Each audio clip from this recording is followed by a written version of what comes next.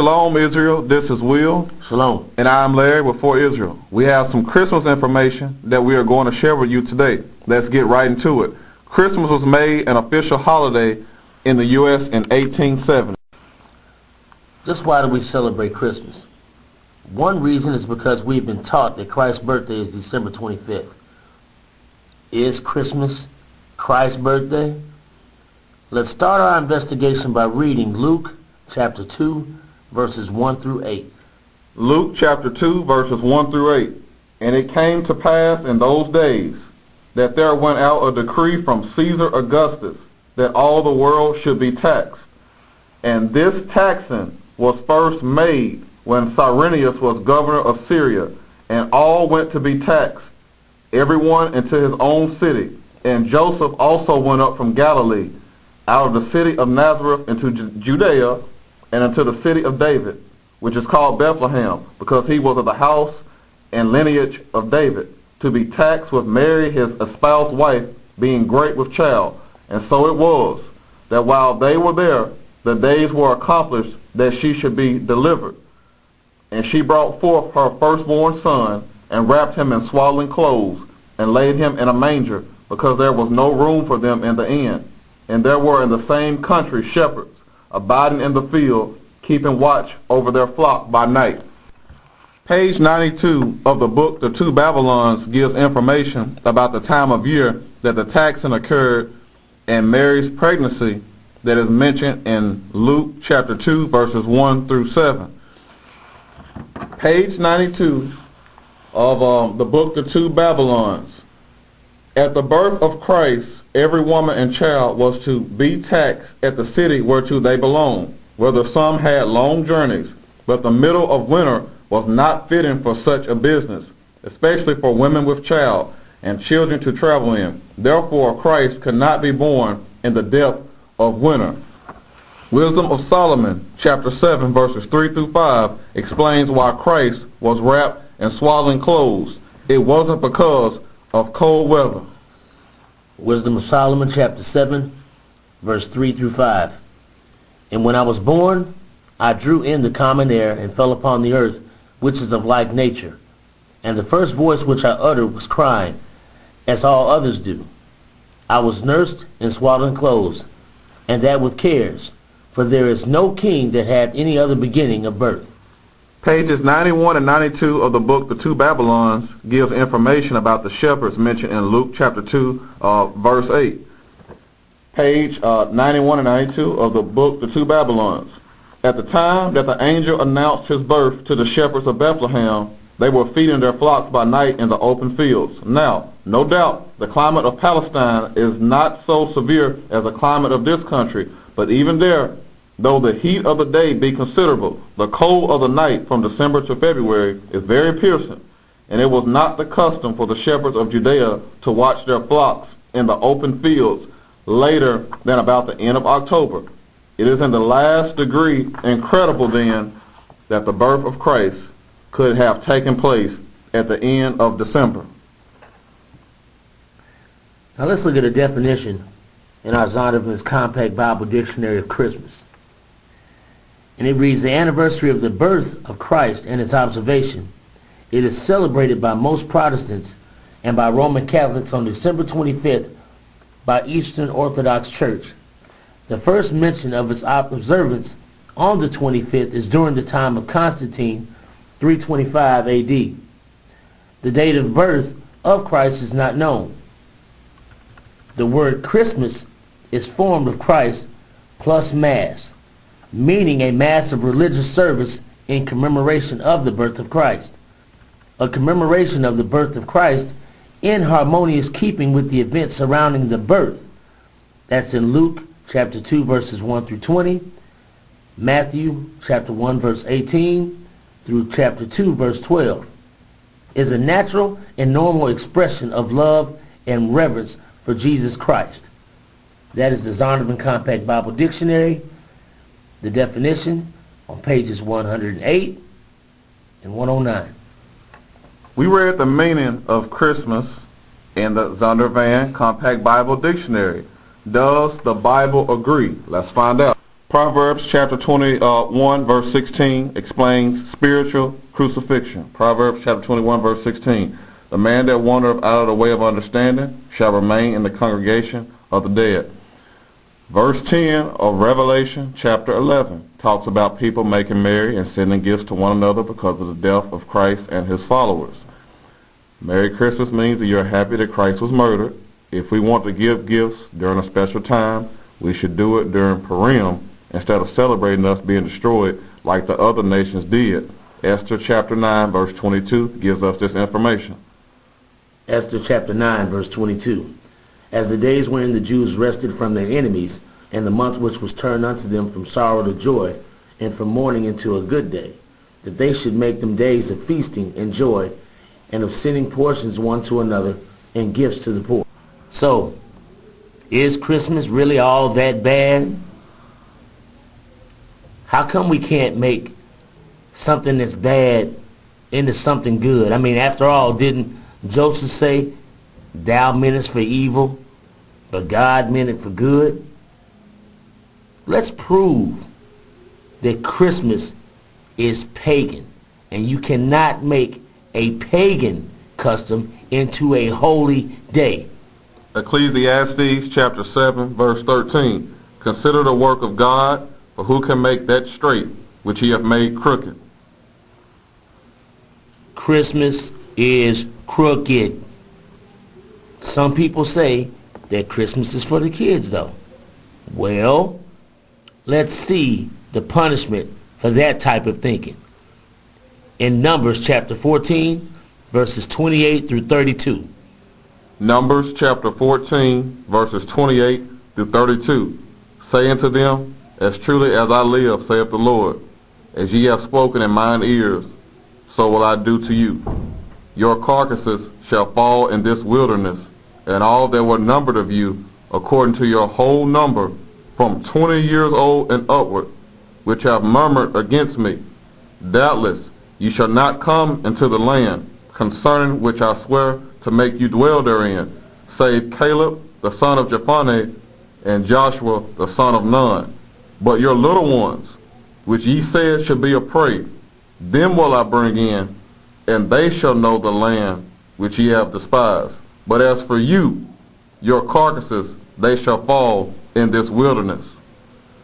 As for you, those who broke the commandments, as for you, man, Christmas is pagan. Jeremiah chapter 10 verse 2. Thus saith the Lord, learn not the way of the heathen, and be not dismayed at the signs of heaven, for the heathen are dismayed at them. The Lord has commanded us not to learn the way of the heathen, and not to be dismayed at the signs of heaven. Christmas was created by the heathens. Isaiah chapter 47 verse 13 shows what the signs of heaven consist of, and how the heathen are dismayed by them. Isaiah 47:13. Thou art wearied in the multitude of thy counsels. Let now the astrologers, the stargazers, the monthly prognosticators stand up, and save thee from these things that shall come upon thee. Now, since we're in the 10th chapter of Jeremiah, let's break down the meaning of these verses, 1 through 5. Jeremiah chapter 10 verses 1 through 5. Hear ye the word which the Lord speaketh unto you, O house of Israel. Thus saith the Lord, learn not the way of the heathen, and be not dismayed at the signs of heaven. For the heathen are dismayed at them, for the customs of the people are vain. For one cutteth a tree out of the forest, the work of the hands of the workmen with the axe.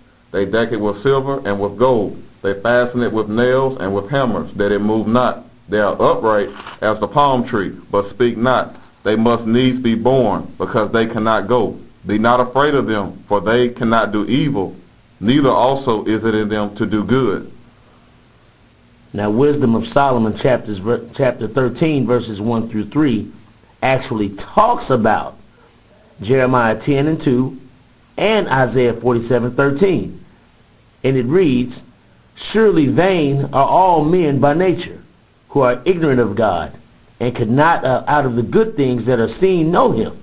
That is, neither by considering the works did they acknowledge the workmaster, but deemed either fire or wind, or the swift air, or the circle of the stars, or the violent water, or the lights of heaven to be the gods which govern the world, with whose beauty, if they, being delighted, took them to be gods. Let them know how much better the Lord of them is, for the first author of beauty hath created them. Baruch chapter 6 verse 4 talks about Jeremiah chapter 10 verse 5. Baruch chapter 6 verse 4. Now shall ye see in Babylon gods of silver and of gold and of wood borne upon shoulders, which cause the nations to fear. These scriptures are referring to a custom that was created in Babylon. Page 93 of the book The Two Babylons talks about the origin of the custom of Babylon and how it was adopted by Romans. The Two Babylons, page 93. Long before the 4th century and long before the Christian era itself, a festival was celebrated among the heathen at that precise time of the year in honor of the birth of the son of the Babylonian queen of heaven. And it may fairly be presumed that in order to conciliate the heathen and to swell the number of the nominal adherents of Christianity, the same festival was adopted by the Roman Church, giving it only the name of Christ. The birth of the Queen of Heaven's son is Tammuz. This is mentioned in Ezekiel chapter 8, verses 13 through 14. Ezekiel 8, 13 and 14. He said also unto me, Turn thee yet again, and thou shalt see greater abominations that they do. Then he brought me to the door of the gate of the Lord's house, which was toward the north, and behold, there sat women weeping for Tammuz. Verse 1 of Jeremiah 10 proves that the following information is from the Lord. Larry, read Jeremiah 10:1 for me, please. Jeremiah chapter 10 verse 1. Hear ye the word which the Lord speaketh unto you, O house of Israel. Now skip down to verse 3. Jeremiah chapter 10 verse 3. For the customs of the people are vain, for one cutteth a tree out of the forest, the work of the hands of the workman with the axe. Now little did we know that this is the same tree that we mount every year during Christmas. Wisdom of Solomon 13:11 further explains Jeremiah chapter 10 verse 3. Wisdom of Solomon chapter 13 verse 11. Now a carpenter that felleth timber, after he hath sawn down a tree meet for the purpose, and taken off all the bark skillfully round about, and have wrought it handsomely, and made a vessel thereof, fit for the service of man's life. The trees are literally fastened with nails and hammers to make them not fall, as stated in Jeremiah chapter 10 verse 4. The verse is symbolic for that the heathens have not stopped, will not stop, believe that they can't be stopped, and the custom is embedded in the minds of most people. The heathens believing that they can't be stopped is mentioned in Isaiah chapter 47 verse 8. Isaiah 47 verse 8. Therefore hear now this, thou that art given to pleasures, that dwellest carelessly, that sayest in thine heart, I am, and none else beside me. I shall not sit as a widow, neither shall I know the loss of children. The hammers which represent heathens is mentioned in Jeremiah chapter 50 verse 23. Jeremiah chapter 50 verse 23. Has the hammer of the whole earth cut asunder and broken? Has Babylon become a desolation among the nations? The nails which represent sins are mentioned in Isaiah 36 verse 6. Isaiah chapter 36 verse 6. Lo, thou trustest in the staff of this broken reed on Egypt, whereon if a man lean, it will go into his hand and pierce it. So is Pharaoh, king of Egypt, to all that trust in him. Baruch chapter 6 verse 4. Now shall ye see in Babylon gods of silver and of gold and of wood borne upon shoulders, which cause the nations to fear. There's more, but verse 4 proves the point. The ornaments are also symbolic for Israelites being used by heathens. The fact that the ornaments were representatives of people is shown in Baruch chapter 6, 10 and 11. Baruch chapter 6 verses 10 and 11. Sometimes also the priests convey from their gods gold and silver, and bestow it upon themselves. Yes, they will give thereof to the common harlots, and deck them as men with garments, being gods of silver, and gods of gold and wood. Now the harlots are symbolic for Babylon and the United States. Revelation 17:4 and 18:11 mention Mystery Babylon being decked the same way. Revelation chapter 17 verse 4, And the woman was arrayed in purple and scarlet color, and decked with gold and precious stones and pearls, having a golden cup in her hand full of abominations and filthiness of her fornication. Revelation chapter 18 verse 11, And the merchants of the earth shall weep and mourn over her, for no man buyeth their merchandise any more. Mystery Babylon is the United States. The gold and silver isn't just symbolic for false gods. They are also symbolic for Israelites. This is proven in Zechariah chapter 13, verse 9. Zechariah chapter 13 verse 9, And I will bring the third part through the fire, and will refine them as silver is refined, and will try them as gold is tried. They shall call on my name, and I will hear them. I will say, It is my people, and they shall say, The Lord is my God. Jeremiah 10:5. They are upright as the palm tree, but speak not. They must needs be born, because they cannot go. Be not afraid of them, for they cannot do evil, neither also is it in them to do good. The Lord tells us again to not celebrate Christmas by saying, Don't be afraid of them, just like in verse 1. The Lord says that the Christmas tree in the past is upright like a palm tree. Babylonians used a palm tree. Page 97 of the Two Babylons gives information about the types of trees used as Christmas trees. Page 97 of the book The Two Babylons. The Christmas tree, now so common among us, was equally common in pagan Rome and pagan Egypt. In Egypt, that tree was the palm tree. In Rome, it was the fir. Now an evergreen tree is used during Christmas today. It is a representation of the Christianity today. That isn't the Christianity of the Bible, though. 2 Corinthians 11:4 talks about the false Christianity. 2 Corinthians chapter 11 verse 4, For if he that cometh preacheth another Jesus, whom we have not preached, or if ye receive another spirit, which we have not received, or another gospel, which ye have not accepted, ye might well bear with him. So the tree being upright like the palm tree is actually symbolic for the heathens trying to be like us. We are the palm trees. This is proven in Sirach 24 and 14. Sirach chapter 24 verse 14, I was exalted like a palm tree in En-Gedi, and as a rose plant in Jericho, as a fair olive tree in a pleasant field, and grew up as a plane tree by the water. Why do we really celebrate Christmas today? The answer is in Deuteronomy chapter 28 verse 15 and verse 64. Deuteronomy 28:15. But it shall come to pass, if thou wilt not hearken unto the voice of the Lord thy God, to observe to do all his commandments and his statutes, which I command thee this day, that all these curses shall come upon thee and overtake thee. Verse 64. And the Lord shall scatter thee among all people, from one end of the earth even unto the other. And there thou shalt serve other gods, which neither thou nor thy fathers have known, even wood and stone. The wood in verse 64 isn't just a representation of a false god in Babylon. Galatians 3 and 13 talks about the wood and curses mentioned in Deuteronomy 28, 15, and 64.